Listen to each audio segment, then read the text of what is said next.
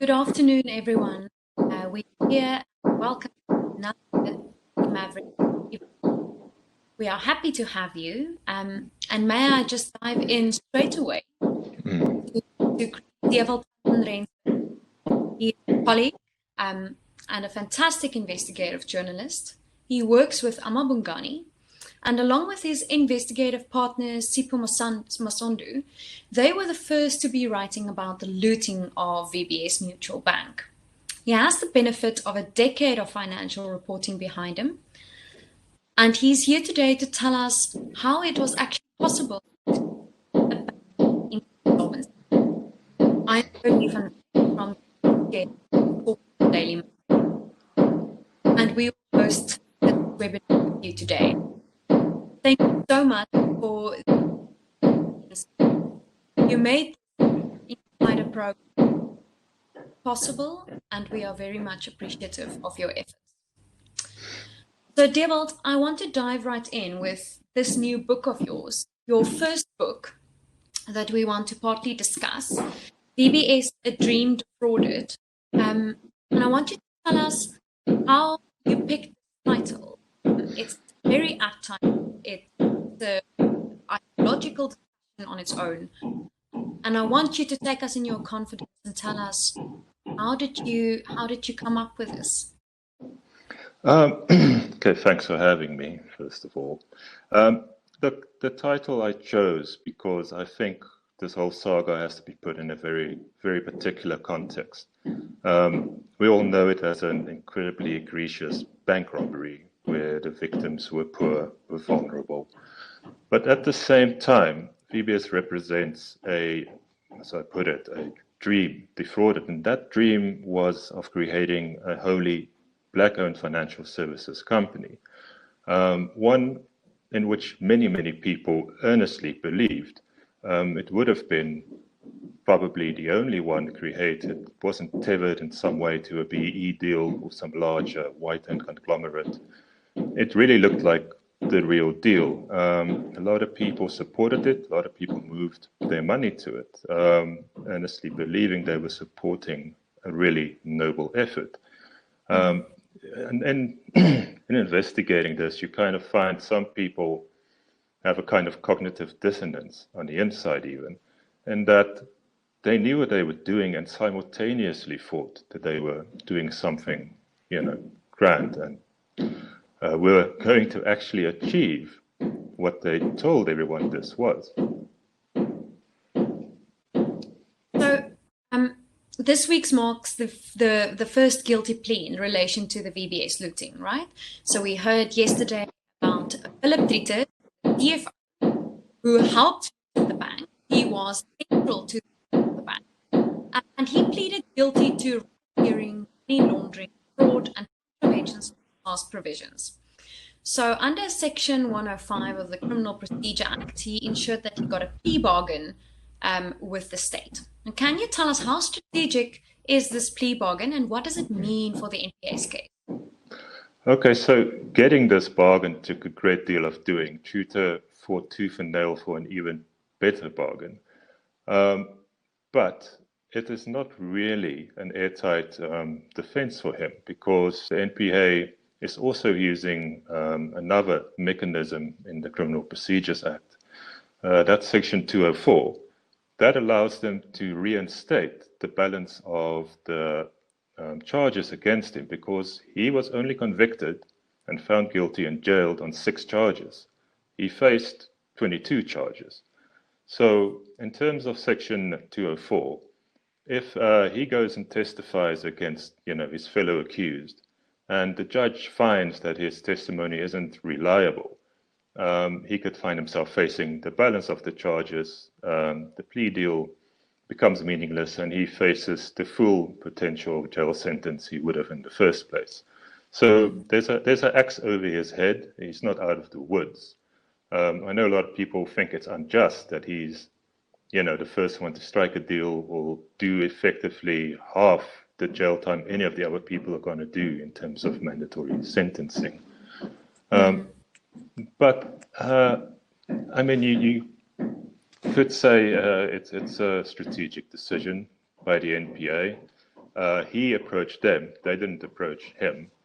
And he was the only one who did. So his testimony is remarkably useful, precisely because he was central to the fraud. Like he was the mechanic in the background. He was actually committing the fraud on instruction. Absolutely. So his testimony will tell you how it was done, who it was done for, on whose instruction it was done. So he kind of is a crucial cog in the machine. Yeah. So if I was going to take anyone down, he would be one of them, you know. Just a moment, Dewald. Is there someone working at the background there with you guys? There's a banging noise, which is a bit irritating. It's unfortunate. One of my neighbors is renovating, I think. Can we shut the neighbor down for an hour? Oh, I don't even know this neighbor. Is it going to make this impossible? So let's dive right in, because as we know, Triter is central. He was one of the main looters, even though he didn't get the vast amounts of money the rest did. He was the guy who broke the banking system along with auditor Sipho Malabar, right? So he was the guy who pushed the button, and you could see in the messages between Poppy Mukutubwani and Triter that Triter was often consulted, and he had to tell them how to break the banking system and how to circumvent certain things. So he was absolutely central and crucial to their plans. Now, my question is, let's postulate that Triter is a really bad witness. What does that mean for the case of the NPA? Well, you have to, what they have in the bag already is a sworn statement and also documentary evidence. My presumption is that they already have enough to take the co-accused who have already been arrested to trial. You'll see this morning what happened is they postponed the trial, saying they're going to add new charges, they're going to add new accused, which means there will be more arrests before everyone goes to trial. Now, it's a postulation, but that might be because of Triter's evidence. So my thinking would be that first round of arrests were done on the, presumption that Triter would spill the beans, so to speak, and that they had good evidence for that group of people. But now that he has given evidence, they have good evidence against an additional group of people. Okay, that makes sense. This is I'm guessing. Yeah, sure. Now, there's another sort of a side theme that people wonder about a lot. The one is, why did the media, ostensibly, it's not really true, but why, let's discuss it. Why did the media seem to care more and focus more on the VBS looting than they did on the Steinhoff looting? The estimated Steinhoff looting was around $7.4 billion US. And yet it was the VBS looting that caught the imagination of the country. Now, first, we know that there's the victims, obviously, who are poor Black people who are trusting the vendor bank, as opposed to wealthier Steinhoff investors who had a lot of expendable income. And second, Steinhoff was also about Marcus Jooste and his friends. And in the VBS situation, it was a team that was curated around 53 people in the end, the core team, that had to keep the secret and had to help looting the bank. Now, what are your thoughts on the Steinhoff versus the VBS investigations here? Well, I think a first point to make is, it's often brought up that, where are the Steinhoff arrests? It's been so long, it's actually been longer that we've known something happened there. And not to speak on behalf of the Hawks, but my intuition would be the Steinhoff fraud is infinitely more complicated. It was perpetrated over 20 years or so. And if I were an investigator, I would be spending a great deal more time on it than VBS. In terms of media attention, I think you could make the argument it is unfair. But, if you want to explain it, I think it's about the visibility of the VBS victims. You saw the queues of people sleeping on the street trying to get their deposits out. That's element one. And element two is that it involves well-known politicians. That it's an obvious draw card for it gets you clicks. It's creates media attention, rightly and wrongly sometimes. I think if the leaders of a large political party are implicated, it's only right and logical that there would be a lot of coverage. So there's those three elements in that we already know more about VBS. It was a more visible damage they did, and we have all these important figures involved. And as for the victims, I don't think it's entirely correct to say that Steinhoff didn't have poor victims. Literally, everyone in this country who has a pension or provident fund lost an entire year's growth in their savings. I did, you probably did. Anyone with any kind of retirement savings took a knock on this thing. It is such a huge part of the JSE, the value just disappeared overnight. Yeah, absolutely. I think the problem is that the VBS people were so much poorer. It was some of their last money that was stolen. People were telling our reporters in Venda that it was their last pension and it was their children's education fund. It wasn't that pension, that extra little pension, or just the growth on money that you already had. And that is maybe one of the things or the factors that make the VBS matter so egregious. Now, while we're talking about that, I want to test the following themes with you. The exclusive interview that you got with CEO Shafiwa Matotsi was excellent and so well done, and none of us could do that. The team that he curated, the team involved lawyers, directors, auditors, politicians, fixers. It was an amazing team that had to, on the one hand, like Philip Tritter, break the bank, and on the other hand, had to, like Sipho Malaba, keep the secret. It is an amazing team. And then the evolving deals to keep that bank afloat. And then who will we see in orange overalls? I already see there's a lot of questions relating to the orange overalls, and we will definitely get there. But first, tell us about the Matotsi interview. You mentioned that this is the guy who was always the smartest in the room. How did you get this interview? I want to know. Tell us about his demeanor and about the way that he handled you and the way that he discussed things with you. And I want to know, what was his key message to you and to us? Okay, so getting an interview with Matotsi was a surprise to me too. I reached out to absolutely everyone, and almost everyone declined to speak to me, hung up the phone, didn't reply to messages, as one would expect. Matotsi called me back out of the blue, and I asked him why on earth he was doing it, and he said, well, I asked nicely, I was courteous. And I think journalists don't appreciate how far that goes sometimes.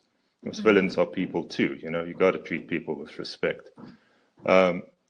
Now, as for meeting him, it's a slight irony. I met him at Lansera Airport, where, allegedly he had taken 5 million rand in cash from one of his co-accused. I asked him about that too, and that's one thing he wouldn't say anything about. He just kind of laughed. But we had a great deal of coffee, and we sat there for about 4 hours and walked through the entire thing.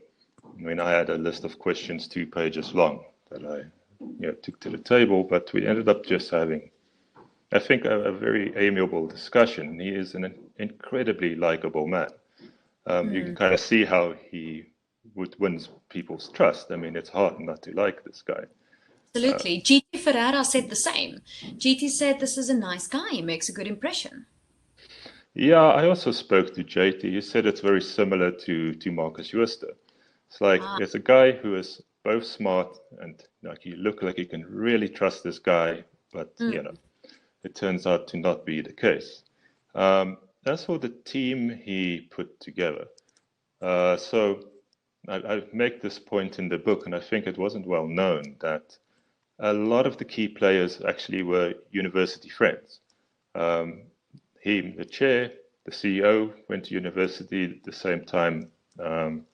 Members of the board were at the same university at the same time. They all went to Rau. It's a Rand Afrikaans University as it was then known. So it's actually what you see, it's kind of like what you have with Steinhoff and the kind of Afrikaner groups, like little boys club. This was a boys club in the making, and they aspired to be a very successful boys club as well. It's so interesting that we keep seeing some sort of parallel between Steinhoff and the Stellenbosch Mafia and Marcus, USA, versus sort of the Venda, if we will, Mafia, and the VBS gang. And I love this quote from Matotsi in your book, where he says, Vendas and Afrikaners are very similar in that they play by the rules. And you mentioned that he said this without any irony. I thought that was extremely funny and very sad at the same time. Do you want to tell us how that came about? Well, I don't know if it was a sop to me being Afrikaans, if it was trying to kind of, make me feel at ease and say, well, look, we're kind of the same here. But I don't know, it almost seems like he believes it, because everything he says, it seems like he believes it. And he said that in the context of his meetings with the Stellenbosch Mafia, J.T. Ferreira in particular. He was effusive about those guys. He said he was really impressed with them. They're such great businessmen. He aspires to be like them. Black businessmen can learn from them. So there was that, and he was, I don't know, he seems invested in this idea of vendorness, as it was a theme at the bank. The bank sold itself as a vendor bank. Had the vendor king involved and so on. I really think there's a certain investment in that idea. Vijay Lala has an important question that many people wonder about. Now, we all know that VBS Bank had to report to the Reserve Bank. Now, Lala's question here is, the Reserve Bank is responsible for bank regulation and supervision in South Africa. So who is being investigated and charged at the Reserve Bank? So I guess the question here is there any liability, and especially criminal liability, with the people in Treasury and the Reserve Bank who had to keep an eye on this mutual bank? Look, there's no indication of criminal consequence. The Registrar of Banks, Cuban Naidu, has gone before Parliament. He has said, look, we were hoodwinked. We failed completely in our supervision task here. It's a mutual bank. It's one of only like two in the country. We don't really supervise them properly. They fly under the radar. They're so tiny. We just kind of take the audited financials that KPMG, whoever produce at face value. I doubt that'll ever happen again after this, but that's the Reserve Bank position. I'm not sure if that's defensible. I think in law, I think they're trying to make their position probably defensible. In principle, obviously not. It was a very clear regulatory failure. I mean, the fact that no one picked up that the assets weren't real is a big problem. Absolutely. Now, let's quickly touch on the type of bank and the culture that Chafiwa Matotsi created, right? So the story of VBS is in many ways the story of what perhaps went wrong in South Africa, where political power equaled money, which is often used to buy power, buy more power, or buy votes, or buy goodwill and favor. Now, in other words, it was very much a new colonial patronage network designed to enrich connected cadres. It's again similar to a Broederbond type structure where the focus was on political power and where friends stand by each other. And you mentioned that they were at universities together and that they knew each other quite well. Now, what were the vibe and the dynamics inside the bank? I read in your book that it seemed to be quite patriarchal, where there were very few to no women leaders because they had to work with the vendor king. Can you give us insight to that? Okay, so there's a couple of points to that. I mean, first, I'll be wary of calling it neo-colonial. I do think it makes a difference that we're talking about a group of black people rather than white people. I think that should color our description. As for what's also showing up, the idea you get is, yes, that he put in a bunch of men. And at companies he subsequently acquired, they also kind of frowned on female leadership. There's a certain patriarchal tendency there, as far as I could determine. But the man who really informed culture in the bank was Andile Ramabunga, who was appointed CEO, and by all accounts was not an easy man to work with. I hear, he shouted at subordinates. He introduced a certain belligerent culture. The previous financial head who worked with Truter quit, basically saying, look, when this guy showed up, it was impossible to work in this place. So you get that idea. You got it in the testimony of Popi Kurubane as well. He said, like, no, it's really bad if he's pissed off. Sorry. He'd be shouting in the hallways, and he'd be shouting at Truter. It was, not a pleasant working environment. I thought he would be able to kind of stand back. He had people working for him, obviously, who would do all this stuff. He himself, as I said, is so likable and is such a light touch. I doubt he ever shouted at anyone, or in fact had to. Dewald, I just want to quickly reintroduce you and just in one line tell our viewers what this is about. I see that the connection problems and the constant banging of your neighbor at the very sorry start. about that. No, don't worry. These things happen.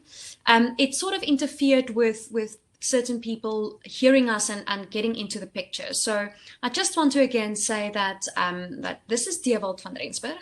He's an investigative journalist with Amabungani. We are discussing his book, VBS Dream Defrauded, which is an excellent book taking everything that happened and how it was possible to loot an entire bank without most people knowing, and how it was possible to keep that secret. He's telling us about this today. Now, we already discussed Philip Tritter, who was one of the central figures in the looting of the bank, and we're also talking about this Shafiwa Matsotsi, CEO, who helped me here. This was the next question. Would describe him as the kingpin, as Advocate Terry Mutau in his investigation, the Great Bank Heist, described in. Would we say that this was the person who was the spider in the middle and who pulled the strings of everyone around him? There's every indication he was, but he was, aided and abetted. There were people who came to him and helped him. Deals were brought to him, which then he subsequently pursued. It wasn't as though he was this incredible mastermind who could just do everything by himself. No one is quite that clever. But building a network is what he was good at. And getting people to like him is also what he is incredibly good at. A former partner of his told me, like, his real great skill is to get close to people who have power and then just ingratiate himself. Which is an incredibly handy skill to have. And you asked a question about politicians. I have to say the man is politically agnostic. We talk a lot about patronage to the EFF, patronage to the ANC. I mean, frankly, I believe that if the DA had the power to send money their way, he would have tried to bribe the DA as well. I mean, we have to say allegedly bribe because it's a criminal procedure now, but just in terms of more or less overwhelming evidence already in the public sphere. And also his partner initially, Banda Balandwa, in the bank, called him, completely unsophisticated politically, like a man who doesn't know the political scene at all. But, these figs, it's kind of if you shoot a flare into the sky, people will come to you. I think that's what happened here. I don't think they went into VBS with a political network around them. That's a very interesting perspective. There's another question here that I think is quite important, which relates more to the work that we do and you do and the way this book will be read. So May Matuchuda asks, do journalists use the word poor to justify their cause, meaning to poor victims or more wealthy victims, and maybe a black and white crime also treated differently by journalists? What is your view on that, and how do you approach this, and how did you approach it in your book? Look, I hope I approached it sensibly in the book. I don't think it's at all irrelevant that I am a white man. I don't think it's irrelevant that there's a a large group of almost kind of celebrity investigative journalists who are also white and have written about the subject and other major corruption scandals. There's a problem in South African journalism. I think it's structural. I think our newsrooms are disproportionately white. I think that colors how we write about things. It colors the access we have to sources. You know, there'd be a structural bias towards informants who are white. I mean, I get so many tip-offs from Afrikaans people who presume, you know, you're Afrikaans and you'll take their cause very seriously, more so than, you know, other people. Now, in our description and treatment of VBS, you know, the speaking about poor victims, it's almost kind of a tritism. You have to put it in there. Say, yes, the victims were all these poor black people. Like I put earlier, Steinhoff created victims of every working person in this country who has a pension provident fund, and a person working at minimum wage is very much a poor person. So I would not really make that distinction. What is special about the victims in this case is that they are rural poor. They are people who have very little pension savings. There were 13,700 odd depositors at VBS who had very small amounts of money, but it was all their money. And you had, what's the figure? It's like 1,300 or so stock files, which again presents savings. It's a question of proportion. If insofar Steinhoff stole from everyone, it stole basically. That's what everyone lost in the country. It's an enormous amount of money. For any given individual, such as the victims of VBS, it's the entirety of their savings. I think that's a distinction you can make. That, you know, the quantity stolen and destroyed by Steinhoff is infinitely larger, like infinitely larger. But it does matter who, you know, is on the receiving end of it. Yeah, so I mean, there is that point to make. Like I say, there are racial dynamics. There is the fact that Marcus Jooste is this kind of respectable guy in the suit, his long history in corporate South Africa, is very much embedded in the Stellenbosch mafia, has powerful friends, and just, you know, it's cloaked in a certain respectability.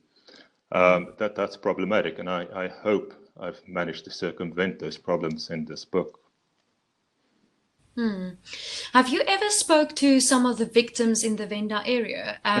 Daily Maverick did, and they told us exactly what you just said. You know, it's not as if it was a portion of their money stolen or a portion of their savings.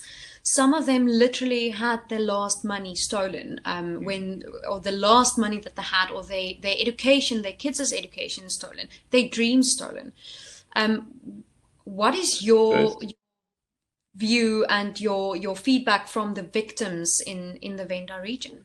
Look, I mean, we have to also have a sense of proportion here, because even though people say there was no bailout, there was a very much required bailout, right? So Treasury provided 250 odd million rand, which was used to compensate depositors up to 100,000 rand in their deposits. This happened way down the line, too far down the line probably. And so this loss for many people was addressed. Its stock files, burial societies, they were financially ruined. So there is that to bear in mind. But yeah, like I said, that is very much the point. I mean, this is not just your savings, this is your transactional account. I mean, your life basically stops if you don't have access to your cash.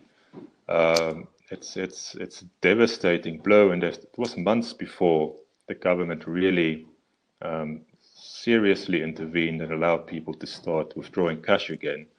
And yeah, no, there's no sugarcoating for the effect that has. No, it was terrible and absolutely devastating. Can we go back to the team that looted the bank? Tell us about how this team was compiled. I was astounded about how many chartered accountants were involved, and may I ask, was it no? It's to me notable, but was it important that Triter wasn't a chartered accountant, that he had an honors and in accounting, if I remember correctly, but that he wasn't as well educated, and that if he realize the laws that were impacting on him, and did he realize what he had done, and tell us about the fixes and about the politicians and the vendor royalty and the people surrounding Mr. Matotsi. No, I think there's no room to treat Truta any differently. Even, in fact, I would say what he did is worse. He was embedded in that community. He worked at that bank for a long time before Matotsi showed up and the rest of them showed up. It's in a real way his community that he defrauded. The people at the bank he's worked with for a decade before all this happened, he destroyed the place they are employed at. It's inexcusable, like not having, a fancy degree does not in any way mean you don't know what's going on. I mean, he was an experienced person. That's no, I wouldn't say that in the least.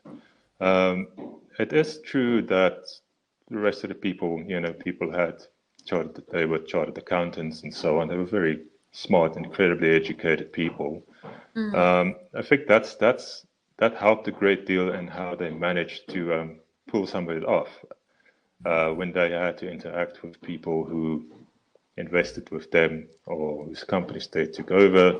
The fact that they were this incredibly impressive group of people helped. You look very legit if you show up with a string of qualifications and you know the language. You can say honestly and truthfully that you really know your stuff. So yeah, I mean, no excuse for Truta, but it is, I think, relevant that the group was, an impressive group of people, a group of people who could have had stellar careers in any institution. I mean, I think for me it's an interesting question what they could have done with VBS had they not committed the fraud. To my mind, it's possible that on a far more modest level, they could have built something, which is really the tragedy here. Yeah. Can you help me with just one line of the assets and the helicopters and the Ferraris and what happened to that? I see there's a lot of questions about where we are now. Well, I've been reliably informed that people are not living badly.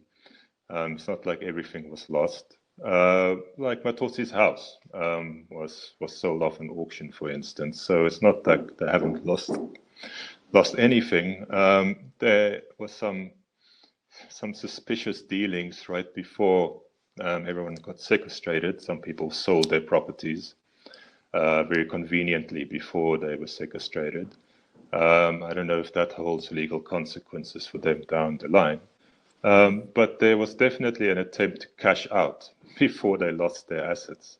But they, on conviction, I'm sure they will lose assets. These will be sold off. There's a effort going on by the liquidator of VBS to collect whatever they can. That is ongoing. I'm told that there will be a new accounting to creditors soon, before the end of the year. The last set of accounts we have is quite old now. It's from October last year. And I mean, unfortunately, a large part of what they will actually manage to recoup is not the stuff that was stolen. It is the legitimate book of home loans, which is 400 million rand. And so they've gone and they're now really trying to get everyone to repay, including, the former president and other people who got home loans on concessional basis and, who weren't expected to repay. So there's that. They've liquidated a number of companies. Most of those didn't have any assets really, because they were front companies, but there's a really large recovery process ongoing at the moment. Can you put a rand value on how much money was recouped so far? No, we're waiting on that statement of account for that. I've been Mm. trying to find out, and they've been keeping it rather quiet.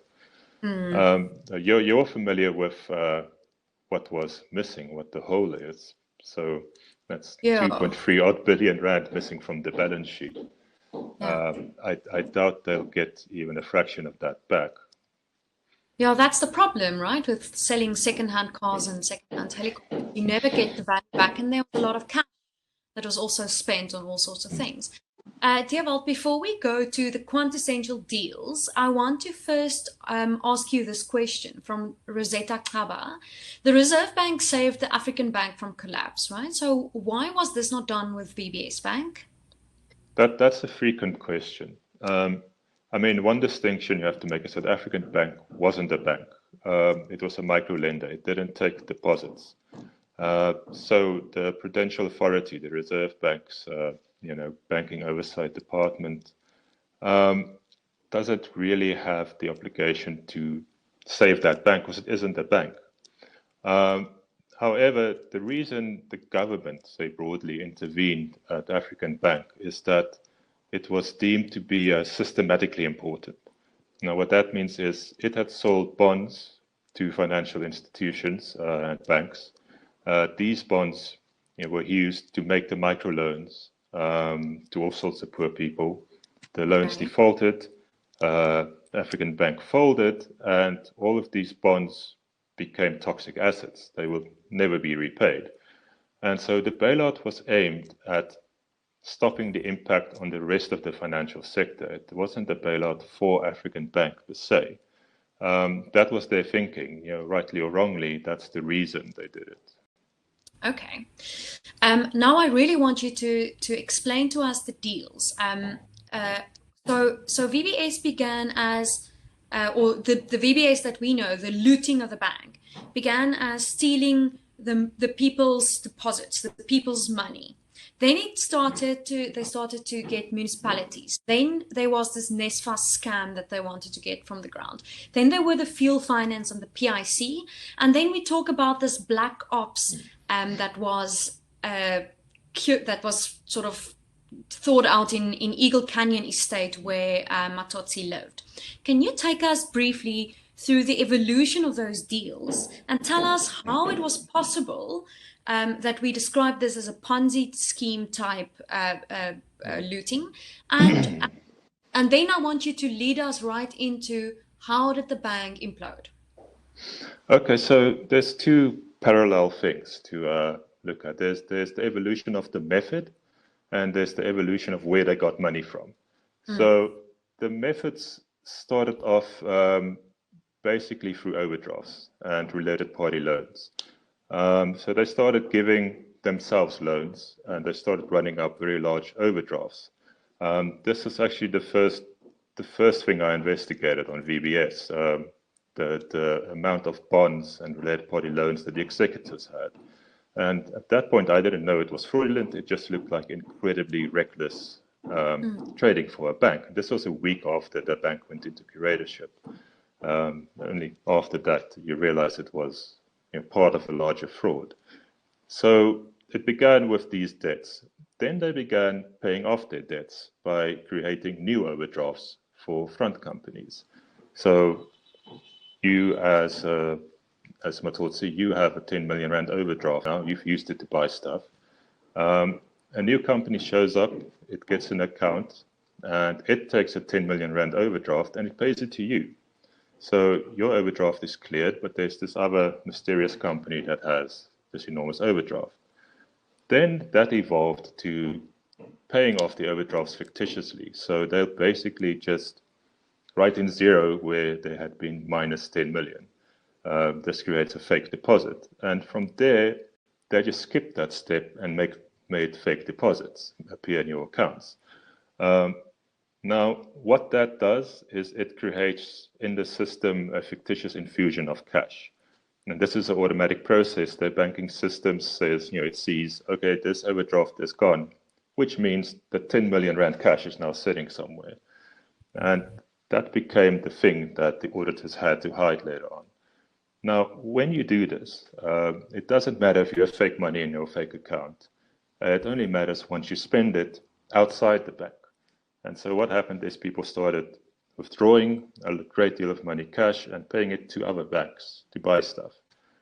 Then you start depleting the actual cash in the bank, and you start needing to replenish it. And this is where it becomes a Ponzi scheme, because the deposits of your clients it's no longer there. So you need new cash to replace that before anyone notices. You use that cash and you need to replace it with yet more cash, and so it goes.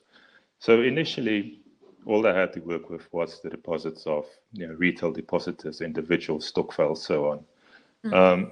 One of their first big scores for new cash was the PIC. The PIC is obviously a shareholder as well. They managed to get the PIC to give them a 350 million rand facility that they were going to use to fund small black enterprises that were going into fuel trading. A good idea, ticked all the boxes, except no one knows where that money actually went. The companies were often fictitious. They all had the same address. The PIC did a forensic investigation of its own, and the conclusion was, we have no idea where this money actually went or how many companies got it. Some of them were real. Some of those companies did what was intended, but by and large not. Then what happened is they had these legitimate agreements to buy fuel and get the PIC funding, but then they went and changed dates and put new signatures on them. They faked them. And this is the beginning of what was called black ops. So you basically fake a signature which asks the PIC for another 10 million and another 10 million, and you use that to draw money from their facility. That money disappears, and for some reason, the PIC never asks questions. Another major oversight failure was the PIC's keeping check on what was happening there. So that was the next way in which they got money. And that wasn't nearly enough. Again. So from there, they started this strategy of going to municipalities. Municipalities control an enormous amount of money. And so they started convincing municipalities to deposit. This took off, became a very vigorous scheme once they gave that famous loan to Jacob Zuma. Yeah. And they became famous overnight. And a lot of people, political people, earnestly or not, wanted to support this bank. I mean, to some extent, you have to accept a few municipalities invested not actually knowing it was illegal. I mean, I accept that was sometimes the case. They were perhaps incentivized to do it, but didn't think they were otherwise breaking the law, except like taking a sweetener to choose this bank over another bank. So they ultimately, they got in deposits, paid them back, got in deposits, paid them back. So 3 billion rand came in, 1.5 went out, and that leaves you with the 1.5 in municipal money that ultimately was lost. So you often had this problem where a municipality puts in 100 million. They say, look, we're going to need half of this back for payday. And then payday comes, and then there's the VBS say, look, you're going to have to give us a week. You're going to have to give us a week. We need more money from somewhere else. And that caused a great deal of problems. They would miss repayments. And this escalated over time, and they ultimately needed yet more money. Municipalities were not enough. And that's when they started targeting state-owned companies.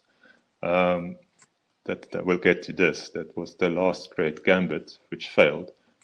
But along the way, they had other plans, which, on the face of it, looked like excellent plans.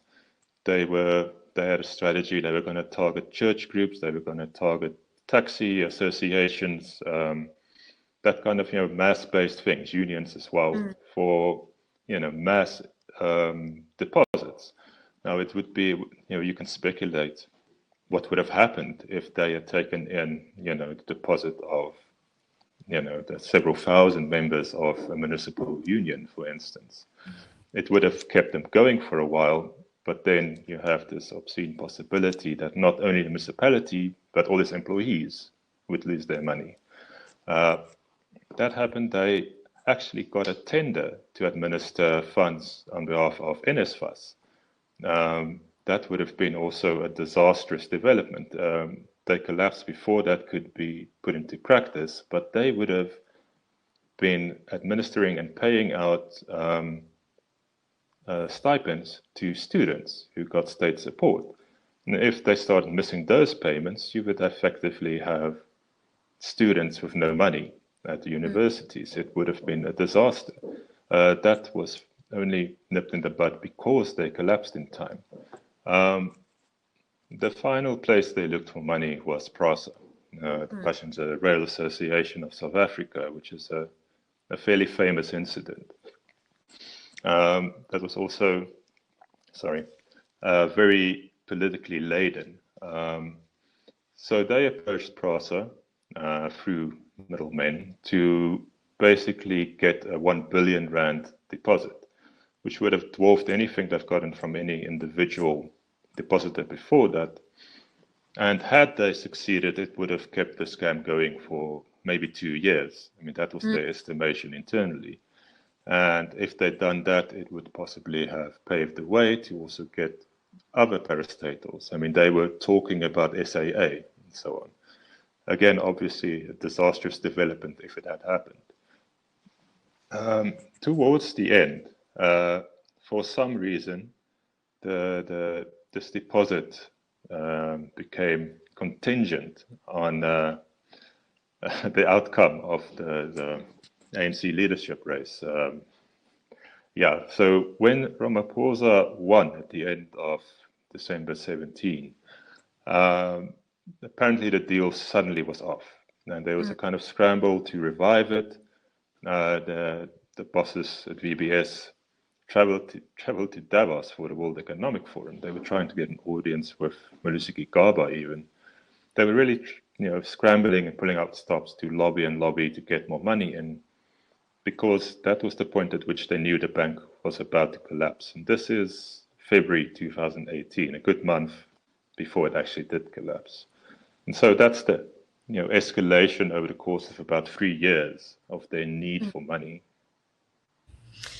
Now, so Camilla Singh, I think, has an important question. She wants to know, how did you access the financial documents like the loans to the directors, the bank statements, the emails, the WhatsApps? How did you get to that?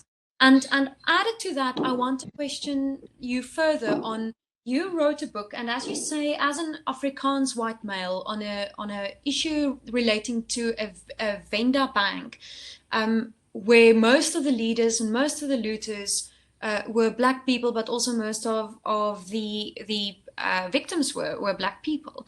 So, but how can we trust you that you had the banking the victims in mind when you wrote the book, and how can we trust you that the documents that you had were legal, that you got it in a legal way, and that you gave us a thorough understanding of what happened? And a trustworthy understanding of what. Oh, well, this is a fair question of all journalism. Journalism works on trust, and it's a trust that's earned. I mean, it's often easy to glibly say, trust us, we're the media, we have a good track record. At Amabungani, where I work, we tend to publish our evidence, the actual original documents on the website. That's obviously not possible in book format. Look, a lot of these documents, a fair amount was leaked. It's not something I got by asking the lawyers for it, but a lot of it was stuff I got by asking the lawyers for it. There have been so many court cases that most people are not aware of, and I have, I think, collected the voluminous documentation related to every single one of them. The pile of this paperwork is truly enormous. There's documentation I definitely don't have, and I'm sure there are secrets I'm completely unaware of. But a great deal of what I have is technically publicly available. I got a fair amount of transcriptions from the Matau investigation, not all of it. And I have banking records. The banking records are really key because it's really incontrovertible. And not all of it is publicly available. I mean, that must be stressed. I think I know from your work you probably have a lot of what I have. And as it works with sources, I can't tell you where I got it. Those are the rules of the game, and it's unfortunate that to some extent I have to just tell you trust me, and you have very little option except to trust me or to dismiss the book out of hand. And the book is out there, and it is of course up to you how you deal with it, how you treat it, wherever who I am colors it. I think that's only fair. It's only fair to interrogate our credibility. It's fair to interrogate not just the facts we have, but the way we treat them, the way we select what to present. All of this speaks to our credibility and our intention with how we report. There's very little I can really do to make you believe me, except try and present what I have as best I can and understand the context and the sensitivities and all of that as best I can. So let's move on to the politicians and the arrests. There's so many questions about the ANC and the EFF politicians involved. We know that there's a large number of ANC politicians and fixers and municipal managers that were involved in helping to steal the bank, and we know some of what the EFF is up to. Now, the National Director of Public Prosecutions, Shamila Batoy, said where the money flowed, justice will follow. So what do you expect in terms of political arrests? Okay, so there's two sides to that coin. There are political arrests and there are municipal functionary arrests. And the political functionaries are also political appointments. So they are not leaders, they are deployees. They have relatively little power except to allocate budgets, which is what they did. Now, just take the kind of underlings, the people who work at the municipalities, finance managers, municipal managers, even mayors. These people depend on their party for their jobs. And technically, by definition, there is at least one person at each and every municipality that broke the law, for the simple fact that they invested money in contravention of the MFMA, the Municipal Finance Management Act. The only arrest we've seen is a man called Tace Vinekas at Merafong, and he was arrested on a charge that by definition applies to at least 20 other people, which would be the equivalent of his job at every other municipality that invested. Why he was the first arrest, one might say that also a strategic arrest. I think it's starting to look kind of weird that he also is the only white guy involved at that level that we know about. I mean, I think that raises a certain kind of suspicion legitimately that they're going for the people who they think will turn on their colleagues because they don't feel particularly, those are considerations. You can't put it aside. And I think it looks bad for the NPA to some extent. But that is the thing. Municipal functionaries, there are at least 20, I think probably about 40 who could be arrested tomorrow. Now, that said, it's clear that the NPA is going for the big fish rather. They went for the executives first.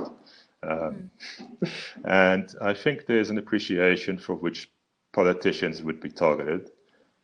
We know it's Danny Masiza in Limpopo, which one suspects. And everyone, I think there's a lot of public attention being given to Floyd Shivambu and Julius Malema.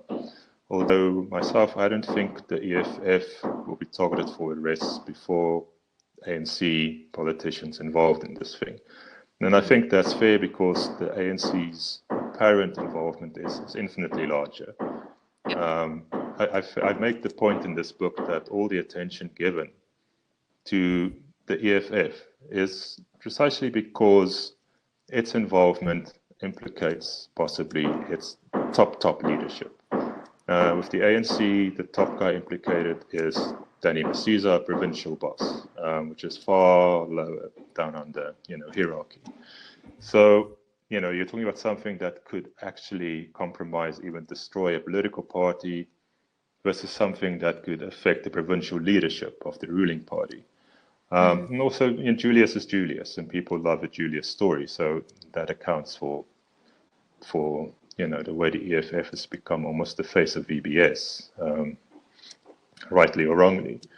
So those are the people we know potentially face arrest. And also, alongside Danny Masiza would be Florence Razzolani, the mayor of Vembe municipality, who was the largest investor in VBS and is also alleged to have personally intervened to put money there. Also a member of the provincial executive committee of the ANC. So a pretty significant political arrest if it does happen. So those are the people to watch out for. We know VBS tried to enlist the aid of other politicians. They wanted to meet Gigaba. There was a meeting set up between some other provincial heads and Andile Ramabunga.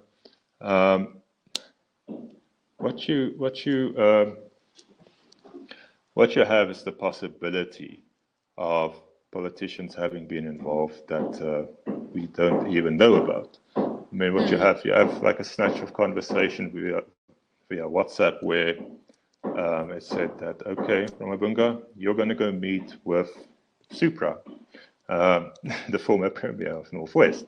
And under testimony, Ramabunga admits that yes, this we're talking about that Supra, but I don't recall actually meeting him. But that's the nature of a lot of his testimony. It's like, no, I don't remember. No, I don't know. Probably didn't happen. That kind of thing.